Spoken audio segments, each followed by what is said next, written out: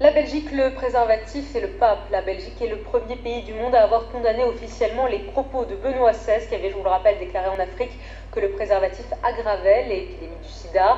Le Parlement belge a donc adopté ce soir et à une très large majorité, 95 voix pour, 18 contre et 7 abstentions, la proposition de résolution demandant au gouvernement belge de condamner les propos inacceptables du pape.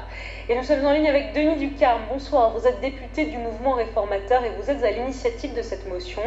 Pourquoi avoir proposé un tel texte? Est-ce que c'est le rôle du Parlement d'un pays de condamner les propos du pape?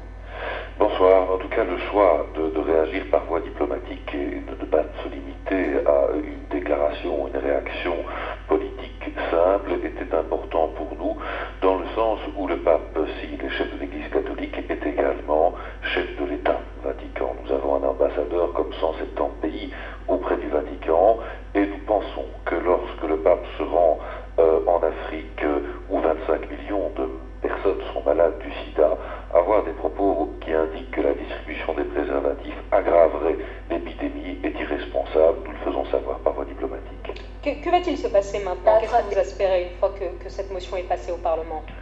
Écoutez, moi j'espère en tout cas que l'initiative que nous avons pu prendre en Belgique fera boule de neige. Je crois qu'il y a des propos à l'heure du sida qui ne peuvent plus être acceptés, et je crois dans ce cadre-là que les déclarations du pape ne sont plus intouchables. Et j'espère que d'autres pays dans le monde suivront notre exemple. Nous sommes en contact avec un certain nombre de parlementaires en Europe qui veulent également organiser une démarche similaire à l'échelle de leur pays. Je crois que nous demandons à Benoît XVI, dans le cadre de ses propos, de veiller à peut-être être plus responsable, et sans doute d'autant plus quand c'est en Afrique, quand on sait que 70% des malades du sida sont en Afrique aujourd'hui.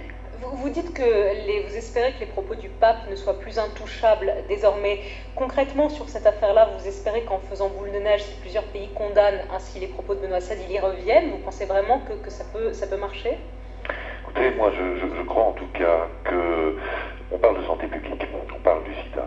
Et donc moi je suis très respectueux de Benoît XVI.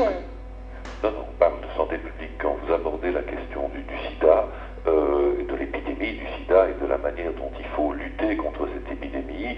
Les Nations Unies, le rapport qui a été publié en 2008 indique noir sur blanc, gravé dans la réalité, que les préservatifs sont un moyen essentiel pour lutter contre l'épidémie.